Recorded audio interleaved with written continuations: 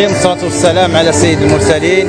اليوم حنا كمجتمع مدني شريك بالحلول السياسية والاقتصادية والاجتماعية حسب دستور 2011 بمناسبة ذكرى 69 لتأسيس المؤسسة الأمنية، كنشيدوا بهذه المجهودات الجبارة اللي كتقوم بها هذه المؤسسة حفاظا على أمننا وأمن المواطن وعلى الوحدة الترابية، وكنشيدوا بالمجهودات الجبارة اللي كتعمل عليها بتطوير الآليات لمحاربة الجريمة بخصوص الجريمة الإلكترونية. وكما كنشاهدوا مؤخرا صدات عبر المواقع لواحد المجرمين من خارج الوطن، كيفاش وصلت لهم، كيفاش يعني استدراج توصلت للحقيقة، والحماية ديال المؤسسات اللي كانوا كيضربوا في المؤسسات وفي رجال الدولة.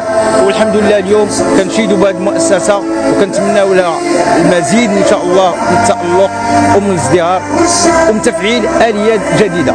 والسلام عليكم ورحمة الله تعالى وبركاته.